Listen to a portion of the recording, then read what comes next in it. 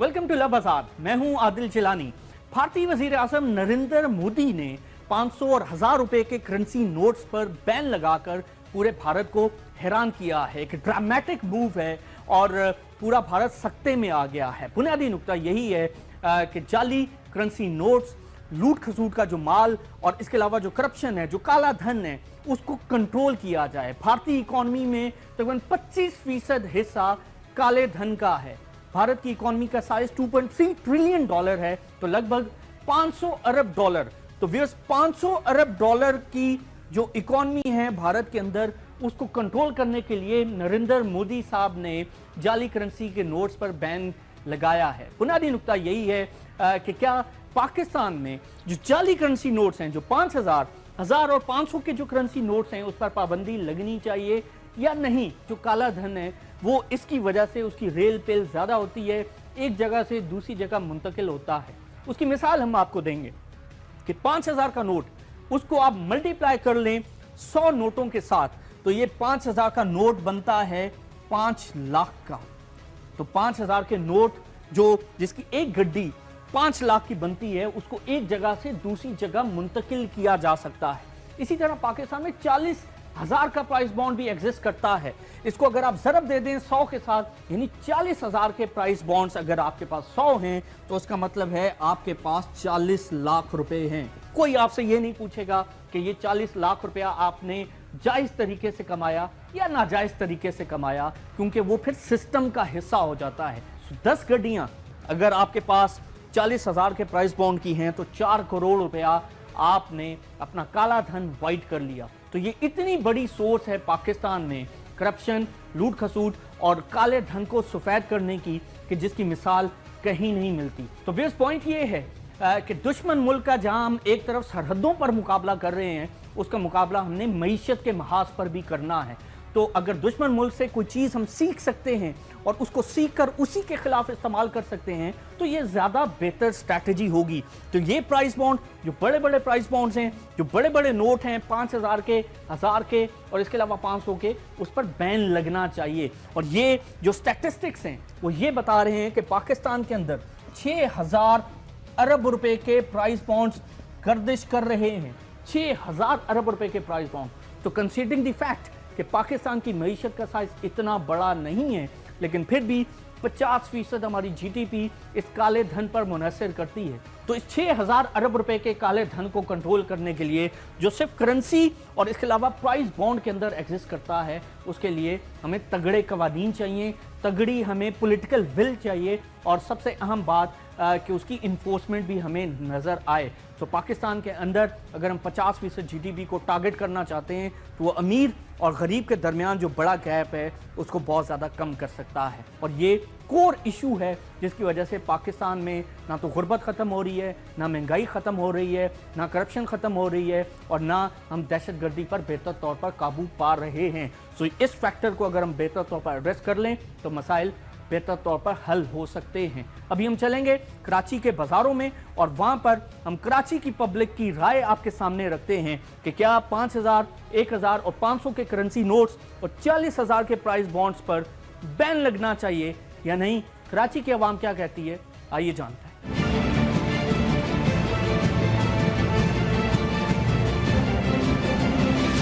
40,000 का बॉन्ड नहीं होना चाहिए, क्योंकि छोटे अगर प्राइस बॉन्ड होंगे तो अपना दूसरों को ही फायदा होगा, और उससे अपना क्या बोलते हैं, ये जो करप्शन और ये जो चीज़ें वो सारी कंट्रोल में आ जाएगी। अब बड़े प्राइस बॉन्ड नहीं होने चाहिए, छोटे प्राइस बॉन्ड होने चाहिए। ठीक है, 750 रुपए का या 1500 रुपए का प्राइस बॉन्ड ठीक है। 40,000 का पाकिस्तान के हालात से के मुताबिक ठीक नहीं है, नहीं होना चाहिए।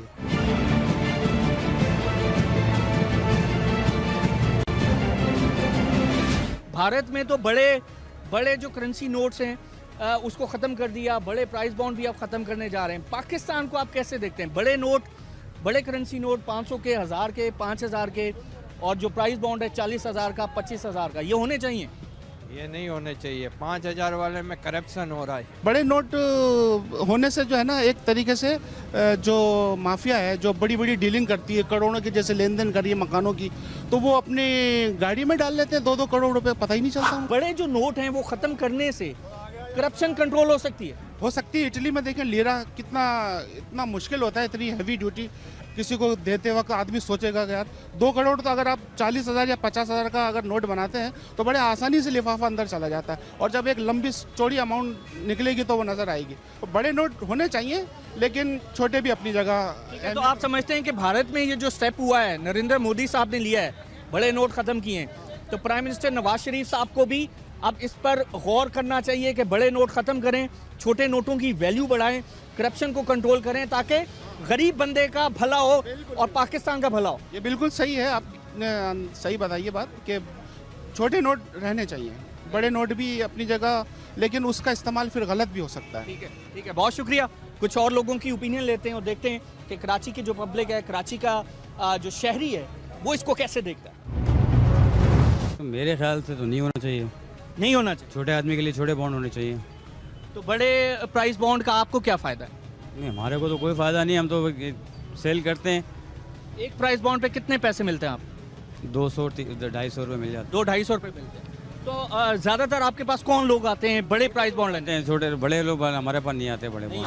आप क्या समझते हैं, प्राइस बॉन्ड होने चाहिए या नहीं होने चाहिए? भारत में तो वो प्राइस बॉन्ड भी खत्म कर रहे हैं, बड़े करेंसी नोट भी खत्म कर रहे हैं कि जो काला धन है, जो ब्लैक इकॉनमी है, जो करप्शन है, जो लूट खसूट का माल जो लोगों ने बनाया हुआ है, उसको कंट्रोल किया जा सके, छोटे करेंसी नोट हों ताकि करप्शन को बेहतर तौर पर कंट्रोल किया जा सके। तो पाकिस्तान में ये बड़े प्राइस बॉन्ड जो हैं, ये होने चाहिए या नहीं होने चाहिए?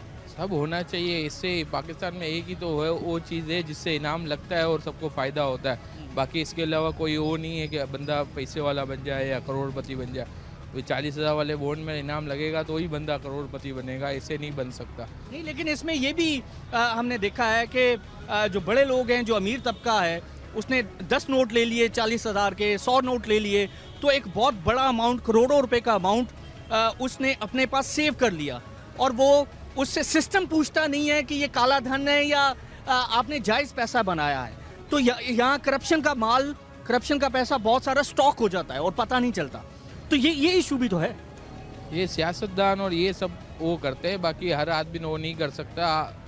NTN वाले और ये सब FBI वाले और पूछते हैं उनके बारे में। नहीं, अगर आपने प्राइस बॉन्ड ले लिया तो वो तो आपकी लीगल मनी होगी, फिर कोई नहीं पूछेगा कि 40,000 रुपया करप्शन से कमाया या आपने जायज़ तरीके से कमाया। ये गवर्नमेंट को सोचना चाहिए, इस बारे में कोई स्कीम लगानी चाहिए। तो आप समझते हैं कि बड़े प्राइस बॉन्ड और बड़े करेंसी नोट 500 के, 1000 के, 5000 के होने चाहिए पाकिस्तान में? नहीं, ये जेब में रखने के लिए आमदनी है, यानी बंदा आराम से रख ले, बाकी और वो नहीं है इसमें। बहुत शुक्रिया। कुछ और लोगों से बात करते हैं। नहीं सर, ऐसी कोई बात नहीं है। बॉन्ड वगैरह ये तो ये चलता रहता है, हर ड्रॉ में खुलता रहता है। छोटे बॉन्ड भी चलते रहते हैं, बड़े बॉन्ड भी चलते रहते हैं। इससे करप्शन का कोई इतना हिसाब इससे करप्शन का ताल्लुक नहीं, तो होने चाहिए। होने चाहिए। और ये जो बड़े करेंसी नोट हैं 500 के, 1000 के, 5000 के, भारत में वहाँ ख़त्म कर दिए। भारत की ओवरऑल जो सिस्टम है, जो मेजॉरिटी जो लोग हैं, उन्होंने उसे वेलकम किया। उन्होंने कहा ठीक है जी, आप ख़त्म करें, आप 100 रुपये का छोटा नोट रखें, उससे भी हमारा सिस्टम चलेगा, तो जो काला धन है, जो करप्शन है, वो कंट्रोल होगी। तो पाकिस्तान में भी ये हो सकता है। हालात के हिसाब से तो बड़े हैं तो बेहतर है, कोई ऐसी कोई बात नहीं है। लाने ले जाने में थोड़ी परेशानी नहीं होती है, लोगों को रख सकते हैं सुकून के साथ। बड़े करेंसी नोट होने तो चाहिए, बड़े करेंसी नोट, क्योंकि इससे ये होता है कि हमारी जो रकमें होती है 5-5 लाख, 10-10 लाख रुपए, हमारे 5,000 वाले नोट के वो इतने से हो जाते हैं 5 लाख। अब 40,000 वाला बॉन्ड है, 40,000 वाला बॉन्ड अगर हम 100 लेते हैं तो 40 लाख रुपए हो जाते हैं। 40 लाख के 1000 वाले नोट तो 40 गड्डियाँ हो जाएंगी। उस 40,000 वाले पैकेट से 40 लाख रुपए हमारे इतनी सी छोटी रकम। अब आप इसी तरह देखें, 5,000 का नोट है, 5 लाख रुपया, इतनी सी गड्डी, तो वो एक जगह से दूसरी जगह मुंतकिल आसानी से होगी, करप्शन भी बढ़ेगी। तो गरीब बंदे का इसको क्या फायदा है?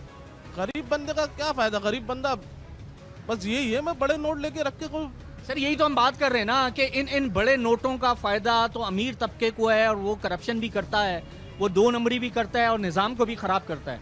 तो क्या ये हमारे लिए बेहतर नहीं होगा कि हम बड़े करेंसी नोट और बड़े प्राइस बॉन्ड्स को ख़त्म करें और अपने करेंसी की वैल्यू बढ़ाएं, ताकि गुर्बत और महंगाई और बेरोज़गारी पर काबू पाया जा सके? हाँ, ये तो है कि इससे अपना ये है कि जहाँ जिस मुल्क की मईशत मजबूत होती है वहाँ करेंसी नोट छोटे होते हैं। आपके पास ज़्यादातर लोग कैसे आते हैं बड़े प्राइस बॉन्ड लेने के? प्राइस बॉन्ड बड़े नोट मांगते हैं, 5,000 वाली नोटें दो, हमें पेमेंट ले जानी होती है यहाँ से। बड़े 5,000 वाले नोट दो, 40,000 वाले बॉन्ड दो, 25,000 वाले बॉन्ड दो, तो हमारे लिए बड़े। जब से विद होल्डिंग टैक्स लगा है उसके बाद प्राइस बॉन्ड का काम ज़्यादा बढ़ा है। ठीक है हाँ, प्राइस बॉन्ड का काम ज़्यादा पड़ा है। ये लोग विदहोल्डिंग टैक्स की वजह से प्राइस बॉन्ड लेते हैं बड़े बड़े। ताकि वो बैंकिंग सिस्टम से डील कम करना पड़े और बाहर से ज़्यादा डील। बड़े कारोबारी लोग हैं वो बॉन्ड लेके रखते हैं और जो है ना यानी बैंक से बचे विदहोल्डिंग टैक्स से। 40,000 और 25,000 वाले बॉन्ड हैं, ये जब सबसे ज़्यादा ख़तरनाक साबित हो रहा है मनी छुपाने के लिए, पैसा छुपाने के लिए। ये बहुत बड़ी ख़तरनाक चीज़ है। करप्शन बढ़ रही है सर। करप्शन इसी वजह से बढ़ रही है कि इसके लेन देन में बहुत आसानियाँ होती हैं इनाम के लालच में, और इनाम निकलता किसी का नहीं है। बहुत कम हजरात हैं जो इसकी सेटअप। सर जब से पाकिस्तान में ये बड़े नोट आए हैं 500 का, 1000 का, 5000 का, 40,000 का प्राइस बॉन्ड, इससे गरीब बंदे का भला हुआ है, उसके लिए कोई फायदा हुआ है या अमीर बंदे को इसने तहफ़्फ़ुज़ फराहम किया? सारा मालदार तबका जो है इसके अंदर इन्वेस्ट करता है और पैसा छुपा लेता है। मालदार को फायदा हुआ है? जी जी जी। गरीब को फायदा नहीं हुआ है? गरीब का तो पैसा इन्वेस्ट उसमें लग रहा है ना, बॉन्ड कर रहा है पैसे को, वो तो लालच में आ रहा है ना बेचारा। तो ये खत्म होने चाहिए कि बिल्कुल। अब इसमें आप देख लीजिएगा जो हमारे हुक्म वाला खत्म किया होना चाहिए। आम जो है ना ये काम में लग जाएगी। ये प्राइस बॉन्ड जो है ना एक जो है डंप कर दिया, सबको बैठा दिया इसने, सट्टे में लगा दिया, लोगों में लगा दिया। इसके अंदर पर्चियाँ बिकती हैं, सब लोग इन्वेस्टर जो है जितना भी है इसी तरफ आता है। गरीब बंदा भी है ना, पर्ची के लालच के अंदर सारा पैसा है ना बर्बाद करके चला जाता है। बजाय इसके कि वो 5,000 अगर उसके हाथ में हो तो बाजार में पतारा लगा के भी कारोबार कर सकता है, मगर वो बेचारा पर्ची के लालच में लोग बर्बाद हो जाते हैं। बहुत शुक्रिया। सो व्यूअर्स, आपने यहाँ पर राय सुनी, यहाँ पर बहुत सारे लोगों की राय हमने आपके सामने रखी और ज़्यादातर लोग यही कह रहे हैं कि ये जो बड़े करेंसी नोट्स हैं 500 का, 1000 का, 5000 का और बड़े जो प्राइस बॉन्ड है 40,000 का, 25,000 का, इससे करप्शन भी बढ़ी है, इससे मालदार तबके को फ़ायदा भी हुआ है, उन्होंने अपना पैसा पार्क भी किया है और इन तरीक़ों से उन्होंने अपने पैसे को वाइट भी किया है। तो गरीब बंदे को इसका फ़ायदा नहीं हुआ और इसकी वजह से पाकिस्तान में जो मसाइल हैं वो भी बढ़ते हमें नज़र आए। सो कानून ने तहफ़्फ़ुज़ फराहम नहीं किया गरीब बंदे को और जिसकी वजह से हम देख रहे हैं कि मसाले यहाँ पर बढ़ रहे हैं। इस पर तज़िया हम आपके सामने रखेंगे डॉक्टर शाहिद हसन सिद्दीकी का और देखते हैं कि वो इस पर क्या कहते हैं कि पाकिस्तान में भारत की तरह बड़े करेंसी नोट बैन होने चाहिए, बड़े प्राइस बॉन्ड बंद होने चाहिए या नहीं। पाकिस्तान के लिए क्या अच्छा है, इस हवाले से डिटेल में बात करेंगे इस ब्रेक के बाद। कराची के लोगों की राय कि वो क्या समझते हैं कि 500 का नोट और 1000 के नोट जो हैं और इवन जो प्राइस बॉन्ड जो 40,000 का, 25,000 का यहाँ पर सर्कुलेट हो रहा है कई दहाइयों से, वो बैन होना चाहिए या नहीं, और उनकी बड़ी इंटरेस्टिंग ओपिनियन इस वक्त आपने सुनी। अब व्यूअर्स हम तज़िया लेंगे डॉक्टर शाहिद हसन सिद्दीकी का कि जो कि पाकिस्तान के एक मायना तज़ियाकार हैं और फोकस इस पर है कि भारतीय वज़ीर आज़म ने 8 नवंबर को पूरी दुनिया को हैरान कर दिया। एक बोल्ड, एक ड्रामेटिक और एक अनप्रेसिडेंटेड मूव उन्होंने लिया कि जिसमें 500 और 1000 के जो करेंसी नोट्स हैं उसको बैन किया है और उसके बाद से हज़ारों और लाखों लोग जो भारतीय हैं वो ATMs और बैंकों के बाहर उनकी बहुत लंबी कतारें लगी हुई हैं कि वो अपने नोट्स जो हैं वो जमा करा रहे हैं क्योंकि 30 दिसंबर से पहले मोहलत दी गई है कि 30 दिसंबर तक तमाम भारतीय जो है वो अपना पैसा बैंकों में जमा करा दें, अदरवाइज़ उसकी जो वर्थ है पैसे की जो वैल्यू है वो ख़त्म हो जाएगी, उसके बाद ये सिर्फ कागज़ का टुकड़ा रह जाएगा। भारतीय वज़ीर आज़म ने यह भी कहा कि हमारा ऑब्जेक्टिव ये है कि जो काला धन है, जो करप्शन है, टेरर फाइनेंसिंग हो रही है और जिसमें पाकिस्तान का भी नाम इस्तेमाल किया गया कि उनकी जानिब से भी बहुत सारे जाली जो नोट्स हैं हमारे सिस्टम का हिस्सा बने हैं और जिसके हवाले से बाद में उन्होंने कहा कि ये एक स्ट्रैटेजी के तौर पर हमने पाकिस्तान का नाम इसमें यूज़ किया है। बहरहाल इम्पॉर्टेंट चीज़ ये है कि 500 और 1000 रुपये का जो करेंसी नोट है वो टोटल इंडिया की GDP का, उसकी इकॉनमी के साइज़ का, उसकी मनी सप्लाई का 85% है। तो आप अंदाज़ा कर सकते हैं कि अगर बड़े करेंसी नोट्स पर कंट्रोल किया जाए तो ये करप्शन, काला धन, टेरर फाइनेंसिंग और जाली जो कारोबार हो रहे हैं भारत के अंदर उसको किस हद तक कंट्रोल कर सकता है। तो ऐसा क्या पाकिस्तान में हो सकता है? और फिर आम बात ये कि अगर पाकिस्तान में ऐसा होता है तो उसके क्या असरात पड़ सकते हैं? ये बेहतर होगा पाकिस्तान के लिए क्योंकि पाकिस्तान में भी हम जानते हैं कि जो काला धन है, जो करप्शन है, जो जाली करेंसी नोट्स हैं उसकी बहुत ज़्यादा रेल पेल है। साबिक गवर्नर स्टेट बैंक ने कहा कि 2.5 मिलियन डॉलर हर रोज पाकिस्तान से स्मगल होता है। यहाँ से अरबों डॉलर पनामा में गया, दुबई में गया, इसके अलावा बहमस लीक्स में गया, स्विस बैंकों में पड़ा हुआ है। ना कानून बनता है, ना ताकतवर तबके को कंट्रोल किया जाता है, ना हमें कोई सियासी विल नज़र आती है, ना असम्बलियों के अंदर कोई कवानीन बेहतर तगड़े बनते हैं, और ना सड़क पर उसका बेहतर तौर पर इस्तेमाल हमें नज़र आता है।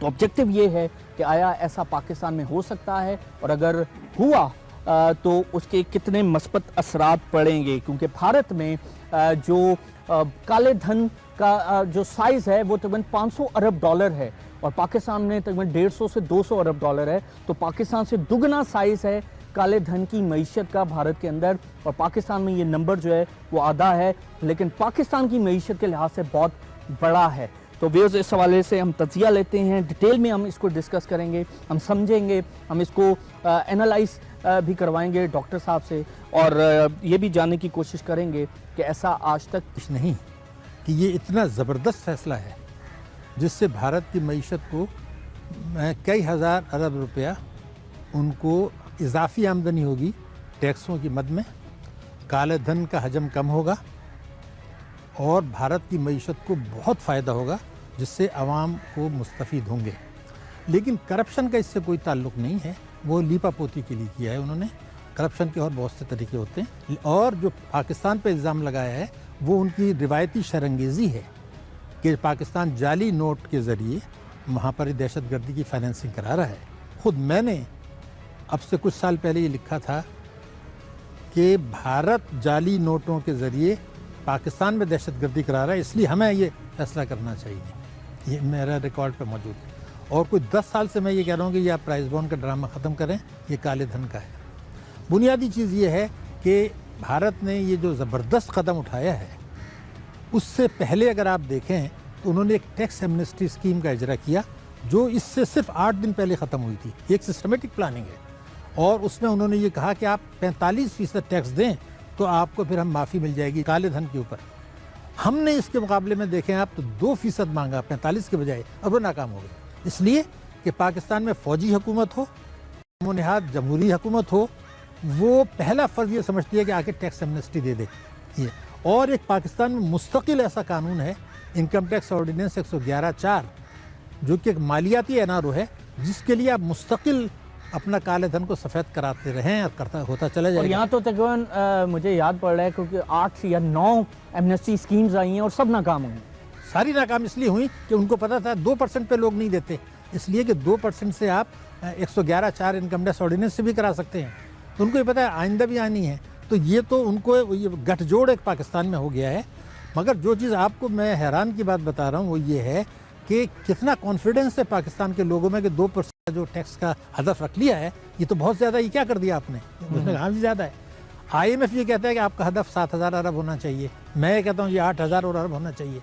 तो हमारे ये देखिए कि एक ऐसा गठजोड़ है मेंबरान पार्लियामेंट में, हुकूमतों में, रियासत के चारों सतूनों में, ताकतवर तबकों में, कि वो टैक्स चोरों की हौसला अफजाई करते हैं, काले धन की हौसला अफजाई करते हैं, ईमानदारी से टैक्स नहीं लेते, आवाम पे कुचलते हैं। और यही सबसे बड़ा क्राइसिस है, ये तो आपकी खुदकशी है। अच्छा सर, मुझे ये बताएं, भारत को पता है कि उनके मुल्क के अंदर कितना जाली करेंसी नोट जो है वो सर्कुलेट कर रहा है। उन्हें पता है कि 500 और 1000 के नोट का जो हुजम है वो टोटल मनी सप्लाई का कितना है, उन्हें पता है वो 85% है। और तकरीबन 30 अरब डॉलर उन्हें ये भी पता है कि पिछले 3 दिन में उनके बैंकों के अंदर आ गया, 7 करोड़ की ट्रांजैक्शन हो गई है। क्या हमें पता है कि पाकिस्तान के अंदर कितना जाली करेंसी नोट है, कितना प्राइस बॉन्ड में काला धन चला गया, 40,000 के नोटों में, 25,000 के प्राइस बॉन्ड्स में, इसके अलावा दूसरे प्राइस बॉन्ड्स में पाकिस्तान में 5,000 का नोट है, यहाँ पर 1000 का नोट है, यहाँ पर 500 के नोट हैं। और शायद जिस डायरेक्शन में हम जा रहे हैं शायद हो सकता है कि आगे 10,000 का भी नोट आ जाए और 20,000 का भी नोट आ जाए और प्राइस बॉन्ड की वर्थ भी बढ़ जाए। तो हमें मालूम है कि पाकिस्तान के अंदर कितना काले धन का पैसा। देखिए तखमीने मैं बता दूं आपको, हिंदुस्तान में इस तरीके से आप देख लें, दूसरे तरीके से कि आपने कहा जी 25% हिंदुस्तान में काला धन है, हमारा तखमीना है कि हमारे यहाँ 75% है। लेकिन उसको दूसरे अंदाज से आप देख लें, भारत की जो GDP है वो हमसे 8 गुना ज़्यादा है, कोई 2300 अरब, हमारी जो है 280 है। तो भारत में जो काला धन है, टोटल करेंसी सर्कुलेशन है वो 17,540 अरब है, और हमारे यहाँ जो है अगर आप प्राइस बॉन्ड निकाल दें तो 5,400, यानी हमारी जो प्राइस बॉन्ड मिला के करेंसी इन सर्कुलेशन है वो हमारी 5 गुना है और मईशत का हजम उनका हमसे 8 गुना है। इसका मतलब ये है कि कई हज़ार अरब रुपया हमारा मनी इन सर्कुलेशन ज़्यादा है। नहीं, लेकिन सर एक चीज़ है, कतई कलामी माजरत, लेकिन सर यहाँ पर तो कोई कहता है 50% है, कोई 60%, आप 70% फरमा रहे हैं, लेकिन कोई ऑथेंटिक डेटा हमारे सामने मौजूद है? मैंने कभी सर्वे हुआ है, कभी FIA ने, स्टेट बैंक ने या FBR ने, किसी ने कोई सर्वे किया है? ऑथेंटिक डेटा हमारे सामने मौजूद है कि जी 500 रुपये का जो मनी सर्कुलेशन में हुजम है वो इतना है, 1000 का इतना है, प्राइस बॉन्ड में इतना 2 नंबर पैसा चला गया, रियल स्टेट में इतना चला गया, स्टॉक मार्केट में इतना चला गया, एग्रीकल्चर में इतना चला गया। क्या हमें इस समय देखिए, मैं बताऊँ, मैंने आपको एक ऑथेंटिक डॉक्यूमेंट दी है, उससे आप गौर कर लें। हिंदुस्तान की जो मईशत है, जो GDP है, वो मैंने आपको बताया कि 2,300 अरब, 2.3 ट्रिलियन डॉलर, और उनमें 17,000 अरब रुपए का उनका मनी इन सर्कुलेशन। बिल्कुल। हमारी 280 है अरब डॉलर, और हमारी मनी इन सर्कुलेशन जो है प्राइस बॉन्ड मिला के 6,000 है, 6,000 अरब। तो ये हमारी 4 गुना है और उनकी 8 गुना है, तो इसका मतलब हमारा दुगना तो हो गया ना।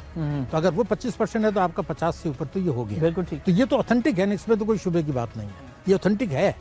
लेकिन आप ये क्यों भूल रहे हैं कि हमने ब्लैक मनी की हौसला अफजाई अपने कवानीन के जरिए की है। हम पाकिस्तान में हौसला अफजाई कर रहे हैं। अच्छा, लेकिन जो चीज़ मैंने कहा कि अब भारतीय वज़ीर-ए-आज़म ने कहा ये मामला भी ख़त्म नहीं हुआ है, अभी हम और भी इक़दाम करेंगे, बेनामी प्रॉपर्टी पे जाएंगे। अगर मैं आज आपको बताऊं कि अब से कई साल पहले मैंने एक सरकारी चैनल पर एक फाइनेंस मिनिस्टर से कहा कि जी मैं आपको 2,000 रुपये अरब कमा के देता हूँ, चंद महीने के अंदर ये जो एसेट्स है ना इनको आप डाल दें उसमें स्टॉक उसके अंदर कंप्यूटर में, और इससे रिटर्न्स को कंपेयर करके उस पर टैक्स ले लें, आपको 2,000 अरब रुपये मिल जाए।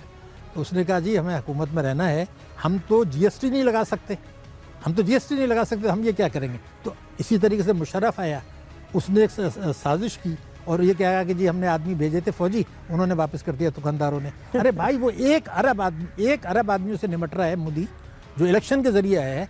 1 अरब आदमियों से निमट के कहते हैं जी मैंने फैसला कर लिया, राजदारी से कर लिया, किसी को पता नहीं चला, अब ये होगा। हालांकि पब्लिक प्रेशर बहुत आया है, वहाँ पे खुदकुशियां भी हुई हैं, थोड़ी बहुत हुई हैं, और बहुत लोगों ने क्रिटिसाइज भी किया है, लेकिन मेजॉरिटी एज होल वो सपोर्ट किया है। उनको पता है कि फायदा उन्हीं का होगा। देखिए ना, आपको अगर मुझे यकीन आप दिला दें कि ये जो पैसा आएगा कई हज़ार अरब रुपया, इससे मुल्क की मईशत मजबूत होगी, उनको नौकरी मिलेगी, महंगाई कम होगी, उनको नजर आ रहा है। सर मैं ब्रेक ले लूँ और ब्रेक से आने के बाद यहीं से गुफ्तगू जारी रखेंगे। और बुनियादी सवाल, डॉक्टर साहब ने बताया कि तकरीबन 6,000 अरब का करेंसी नोट जो है वो पाकिस्तान में इन सर्कुलेशन है, जो कि एक बहुत बड़ा अमाउंट है, पाकिस्तान की मईशत के लिहाज से बहुत बड़ा अमाउंट है। तो हमने तो अभी प्रॉपर्टी के हवाले से फोकस किया है। बैक व्यूअर्स, और ब्रेक से पहले हम बात कर रहे थे करेंसी नोट्स के हवाले से। भारत में इतना बड़ा ड्रामेटिक, इतना अच्छा फैसला आया, पाकिस्तान अपने पड़ोसी मुल्क से एटलीस्ट इकॉनमी फ्रंट पर सीख सकता है या नहीं, क्योंकि भारत ने टेररिज्म फ्रंट पर पाकिस्तान के लिए बहुत सारे मसाइल पैदा किए हैं, और इकॉनमी के साइज़ को लेकर और मईशत के महाज पर लेकर वो पाकिस्तान को बहुत सारे महाजों पर पिछाड़ता आया है। और अभी भी हम देख रहे हैं कि ये करेंसी नोट्स को लेकर जो फैसला किया है भारत ने, उसको बड़ी पजीराई मिल रही है। सर मुझे ये बताएं कि प्रॉपर्टी के हवाले से अभी इसहाक डार साहब ने एक बोल्ड स्टेप समहाउ लिया, लेकिन अगेन जो ताकतवर तबका है उसके सामने उन्होंने हथियार डाल दिए और आगे काम नहीं चल सका। और दोबारा से अभी भी हम देखें कि जो बुक वैल्यू है तमाम प्रॉपर्टी, चाहे वो फ्लैट है, चाहे वो बेंगलोज हैं, चाहे वो कुछ भी है, दुकानें हैं, बुक वैल्यू और मार्केट वैल्यू में अभी भी 60-70% का गैप है, अभी भी गैप। तो सर कहने का मकसद ये है कि अभी तो हमने प्रॉपर्टीज़ पर फोकस किया है, रियल एस्टेट पे फोकस किया है, और उस पर भी हम कुछ नहीं कर सके। तो इसका मतलब है ताकतवर तबका यहाँ कुछ नहीं होने देगा। नहीं, मैं थोड़ा सा यस कर दूँ कि हम ये जो हम चीज़ें लाते हैं ये इसीलिए लाते हैं कि उनको फ़ायदा पहुँचाया जाए। अगर आपको याद हो कि ताजरों पर एक टैक्स लगाने की बात की गई, विथहोल्डिंग टैक्स, उसका रिजल्ट क्या आया? उसका रिजल्ट यह आया कि उनका अच्छा जी ठीक है, आप गोशवारे दाखिल नहीं करना चाहते मत करें, आप इनकम टैक्स देना नहीं चाहते मत दें, थोड़ी सी कीमत दे दें। वो थोड़ी सी कीमत इससे बहुत कम होगी जो कि उसको ईमानदारी से टैक्स देने से होता। ये भी जो था सारा खेल प्रॉपर्टी का, इसमें भी सबसे अहम रोल था मुस्लिम लीग नून के एक MNA का था, और ये पहले से पता था कि इसका फ़ायदा भी प्रॉपर्टी होल्डर्स को ही होगा, उसकी भी एमनेस्टी स्कीम आ रही है। और ये जो आप पनामा स्कीम का ड्रामा कर रहे हैं, आप देखेंगे इसके लिए भी एक एमनेस्टी स्कीम आएगी। पाकिस्तान में ये जो खेल किया जाता है उसके दो मकसद होते हैं। एक होता है सियासी फ़ायदा उठाना, दूसरा ये होता है कि आवाम की तवज्जो इन मसाइल से उठाना जहाँ से हज़ारों अरब रुपए आकर। तो आपको लगता है पनामा में से कुछ नहीं निकलेगा? पनामा में से ये निकलेगा कि आप उनको एमनेस्टी देंगे, सबको जिन्होंने पाकिस्तान से कोई 200-250 अरब डॉलर जो हैं यहाँ से लूट के बाहर गए हैं, टैक्स चोरी करके बाहर गए हैं, उनको एमनेस्टी दी जाएगी कि आप इसको चंद ले लें और बाद में दोबारा चला जाएगा एमनेस्टी लेने के बाद। तो ये आप जितनी भी स्कीमें आई हैं ज़रा देखें तो सही, ये बहुत चाबुक दस्ती से बनाई जाती हैं। उसकी वजह यह है कि पाकिस्तान में एक मुकम्मल गठजोड़ है तमाम ताकतवर तबकों में, चारों सतूनों में, उल्मा में, मुफ्तियों में, सनतकारों में, ताजरों में, ड्रग माफिया में। अब आप देखें पनामा में देख लें, आप जो कुछ कर रहे हैं ज़रूर करें। ये बताएं कि क्या आज मैं डॉलर मार्केट से ख़रीद के चोरी के पैसे के बैंक के ज़रिए बाहर नहीं भेज सकता? तो क्या किसी ने ये मुतालबा किया कि भाई इसको तो पहले ख़त्म करो? एक बात में क्या मुझसे कोई डिक्लेरेशन लिया गया है कि क्या मेरे पाकिस्तान से बाहर पैसे नहीं है? क्यों नहीं ले लेते आप मेंबरान पार्लियामेंट? मेरा मकसद ये खेल अपना एक सियासी है। और आप जितने जो 1000 टॉक शोज़ अगर महीने में होते हैं तो आप ये बताइए कि उसमें पनामा के झगड़े डिस्कस होते हैं या ये डिस्कस होता है जो आप कर रहे हैं? बिल्कुल सही। अभी तो रियल इश्यूज पे हम आए नहीं हैं। आएंगे भी नहीं। ठीक है, आएंगे भी नहीं, 70 साल में नहीं तो सर का मतलब ये है कि जो हमारा ताकतवर तबका है वो इशू रेज करता है और उन्हें पता है कि ये इशू नाकाम होंगे, एमनेस्टी स्कीम लाते हैं और अटेंशन शिफ्ट करते हैं गरीब आवाम की, तो मसला तो सर रिजॉल्व नहीं होता ना। मसला ये है कि हमारा यहाँ रेवेन्यू जनरेट नहीं होता। रेवेन्यू लगाने जाते हैं, ताकतवर तबका सामने खड़ा हो जाता है। पॉलिटिकल एलीट में इतना दमखम नहीं है कि उसको वो आगे लेकर चाहे पॉलिटिकल प्रेशर है, चाहे वोट बैंक है, चाहे कुछ भी है। लेकिन आम बंदे के मसाइल सर तभी हल होंगे ना कि जब हम ब्लैक इकॉनमी को डॉक्यूमेंट करेंगे, जब इस जाली कारोबार को ख़त्म करेंगे, काली मईशत को ख़त्म करेंगे, अच्छे कवानीन बनाएंगे, मुतहर्रिक इदारे बनाएंगे, तो आम बंदे को सर ना यहाँ रोटी मिल रही है, ना कपड़ा है, ना मकान है, ना तालीम है, ना रोज़गार है। यहाँ धमाके हो रहे हैं, खुदकुश हमले हो रहे हैं, गरीब बंदा मर रहा है, महंगाई है, बेरोज़गारी है, खुदकुशियाँ हो रही हैं। तो सर आम बंदे के मसाइल फिर कैसे हल होंगे अगर ताकतवर तबका अपने मफादात को प्रोटेक्ट करता रहेगा? तो ये आपने तो खुद ही सारी बात कर ली। बेसिकली 1% जो आबादी है पाकिस्तान की, उन्होंने पूरी मईशत को गिरवी पर रख लिया है और वो एक चाबुक दस्ती के तहत करप्शन, टैक्स की चोरी, पाकिस्तान से जो है वो बाहर सरमाए की मुंतकली, कर्ज़ों की माफ़ी, टैक्सों के ज़ालिमाना निज़ाम, इन सब चीज़ों में मुलव्विस हैं, गठजोड़ हैं, मुकम्मल उनके अंदर आपस में हम आहंगी है और वो एक हिकमत अमली के तहत मुस्तकिल ये कर रहे हैं कि दौलत का भाव गरीब से अमीर की तरफ हो जाए। उसके लिए मुख्तलिफ ऐसे मसाइल पैदा किए जाते हैं जिससे कि हंगामाराई हो, असल मसाइल से तवज्जो हट जाए और एक खेल सियासी चलता रहे। पिछले 3 बरसों में जब से नून लीग की हुकूमत आई है, किसी ना हुक्मरान जमात ने, ना तहरीक इंसाफ ने, ना पीपल्स पार्टी ने, ना ANP ने, ना मुत्तहिदा ने, ना जमात इस्लामी ने, ना जमीयत उलमा इस्लाम फजल रहमान ग्रुप ने, किसी जमात ने भी, ना PMLQ ने, ना शेख रशीद साहब जो बड़ी बातें करते हैं, किसी ने ये बिल मूव करने की कोशिश ही नहीं की कि जी सिस्टम को आप डॉक्यूमेंट करें। आप काले धन जो आज जा रहा है हवाला हुंडी से पैसा, उसको हम रोकने के लिए क्या करेंगे? बाकी मसाइल तो हल हो जाएंगे। तो पॉइंट ये है कि जो रियल इशू है उसको टारगेट करने के लिए किसी ने काम नहीं किया। मैं आपको बताऊं, मैंने अब से 1 साल पहले लिखा था कि हिंदुस्तान से जाली नोट अफगानिस्तान के रास्ते यहाँ आ रहे हैं और इससे पाकिस्तान में दहशतगर्दी हो रही है, रिकॉर्ड पर है ये कहा था। लेकिन क्या हमारा जो नेशनल एक्शन प्लान बना, जो इज्तिमाई दानिश के तहत बना, पाकिस्तान की जो है वो सिविल और मिलिट्री क़यादत बना, उन्होंने ये जो इश्यूज़ अभी हमने डिस्कस किए उन पर कोई बात कर रहे हैं वो कि भाई टेररिस्ट फाइनेंसिंग रोकी गई, स्मगलिंग रोकी गई, काला धन रोका गया, जाली करेंसी को ख़त्म किया गया, मईशत को दस्तावेजी बनाया गया, 111(4) को ख़त्म किया गया। मैं आपको लिख के देता हूँ कि ये 8-9 बातें जो मैंने की हैं, अगर ये आप नहीं करते तो नंबर 1 पाकिस्तान की मईशत बेहतर नहीं होगी, नंबर 2 कर्ज़े का हजम कम नहीं होगा, नंबर 3 महंगाई कम नहीं होगी और नंबर 4 पाक चाइना कॉरिडोर से किस्मत नहीं बदलेगी और नंबर 5 आप दहशतगर्दी की जंग नहीं जीत सकते। आप कुर्बानियाँ देते चले जाएं, पाकिस्तान को कुर्बान कर दें। जब ये सब चीज़ है, उसके बावजूद हर हादसे के बाद आप कहते हैं कि जनाब जी ताकत का इस्तेमाल बढ़ाया जाएगा। अरे भाई ताकत का इस्तेमाल नहीं बढ़ाओ, दिलो दिमाग जीतो, अपने लोगों को आप इंतहा पसंदी से दूर लाएं। जब मेरे जेब में, मेरे पेट में खाना नहीं गया तो मैं तो इंतहा पसंद हो जाऊँगा। तो ये दिलो दिमाग जीतने का सबक था, ये कभी आपको नेशनल एक्शन प्लान में नज़र आया?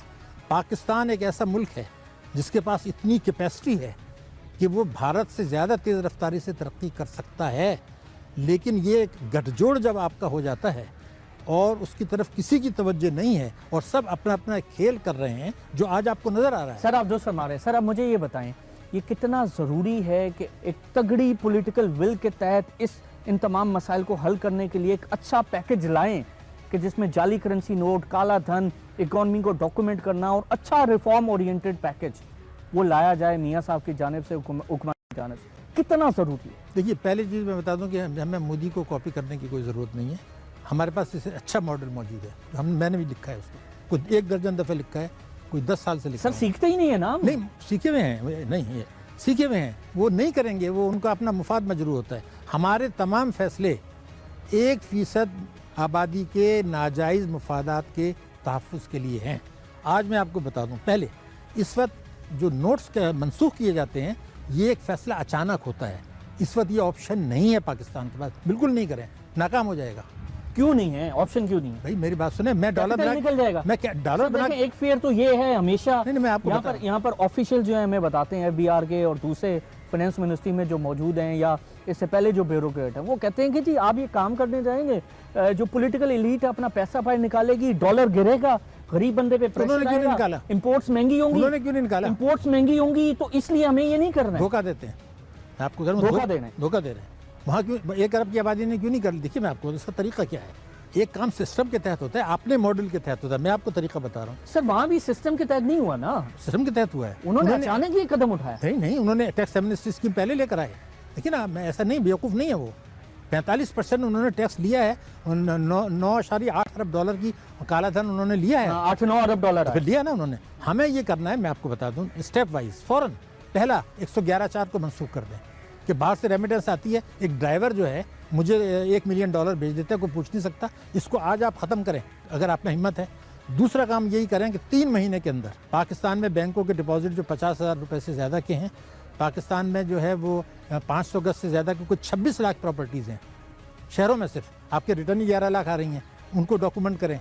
उसके बाद जो है प्राइस बॉन्ड जो 3,000 अरब रुपए के, उनको डॉक्यूमेंट कर लें, 4,000 अरब रुपए के। उसके बाद नेशनल सेविंग्स को करें, आप स्टॉक एक्सचेंज को करें। जब आप ये डॉक्यूमेंट करें उसको आप कंपेयर कर लें रिटर्न्स के साथ, उस पर टैक्स ले लें, आपको 2,000 अरब रुपया मिल जाएगा 3 महीने के। सर आप पहले फरमा रहे थे ताकतवर तबका ये सब नहीं होने देता। आपने तो मुझसे पूछा लाइन ऑफ एक्शन क्या है, मैंने आपको लाइन ऑफ एक्शन बता दिया। तो ये मतलब एटलीस्ट कोई ऐसा कदम जो काबिले बर्दाश्त हो। वो नहीं होगा, वो नहीं होगा, नहीं करेंगे।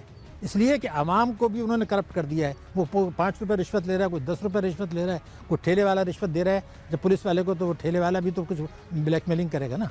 तो आपने पूरे माशरे को करप्ट। सर फिर होगा कैसे? मसला कैसे हल होगा? मसला इसलिए पार्लियामेंट से मसला हल होना, वहीं से मसला हल होना भी चाहिए। जी नहीं, पार्लियामेंट में जो लोग पहुंचे हैं, जब फौजी हुकूमत ने नहीं किया, फौजी हुकूमत ने टैक्स एमनेस्टी स्कीम आती नहीं दी थी, मुशर्रफ ने नहीं दी थी।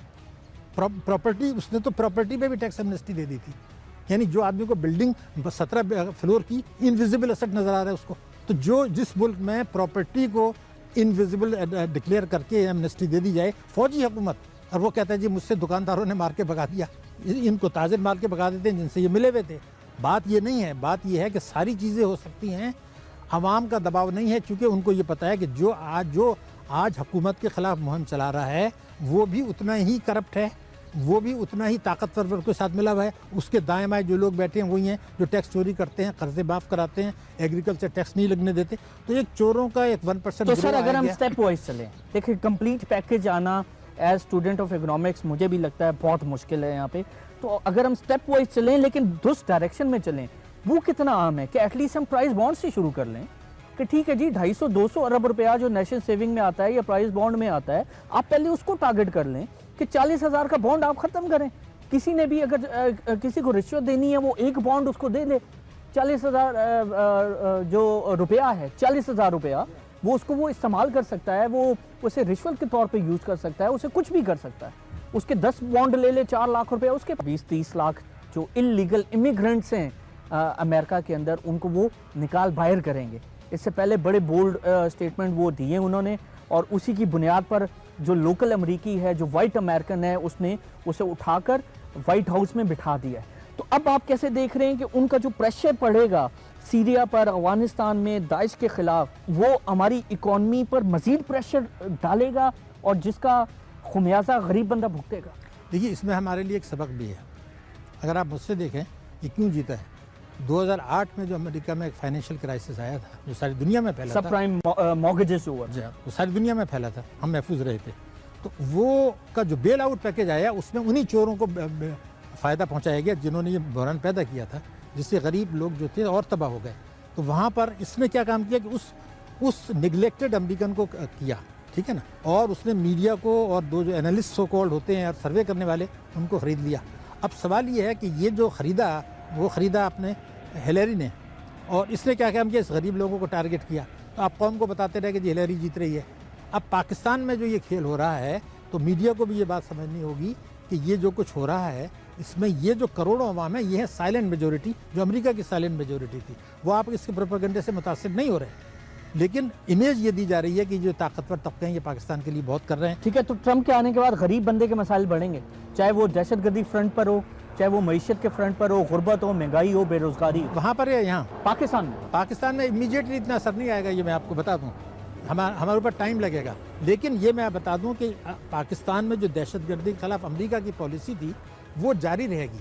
वो पाकिस्तान की इमदाद भी देंगे, क्योंकि उनके मकासद कुछ मोर मुतालबे ज़्यादा सख्त होंगे, कंडीशन ज़्यादा सख्त होंगी, इमदाद की रकम में कटौती होगी और भारत को ऊपर लाया जाएगा। तो उसके लिए ज़रूरी है कि ये रिफॉर्म ले आएँ, मईशत को खड़ा कर लें, अपने पाँव पर खड़े हो जाएं, ताकि आप अमेरिका को जवाब दे सकें। और शायद चीन के साथ, रशिया के साथ, टर्की के साथ, ईरान के साथ आप अपने ताल्लुकात इस्तवार करें, जो कि मुझे ज़्यादा नज़र नहीं आ रहे। पाक चाइना कॉरिडोर इतना अजीमुशान मंसूबे को जिस तरह ये ज़ाया कर रहे हैं और सिर्फ प्रोपेगेंडा की बुनियाद पर कर रहे हैं, ये बताइए कि आपने कितना पैसा लगाएंगे। बिल्कुल ठीक है, बिल्कुल ठीक है। बहुत सारे मसाइल हैं। डॉक्टर साहब बहुत शुक्रिया, थैंक यू वेरी मच। वैसे आपने तजिया सुना डॉक्टर शाहिद हसन सदीकी साहब का कि काला धन, जो ब्लैक इकॉनमी है, जिसमें जाली करेंसी नोट है, जिसमें प्रॉपर्टी में जो 2 नंबर काम होता रहा है, स्टॉक मार्केट है, इसके अलावा ट्रांसपोर्टेशन है, और फिर एग्रीकल्चर। तो पाकिस्तान की जो एलीट जो अपना पैसा इसमें रखती है और फिर टैक्स नहीं देती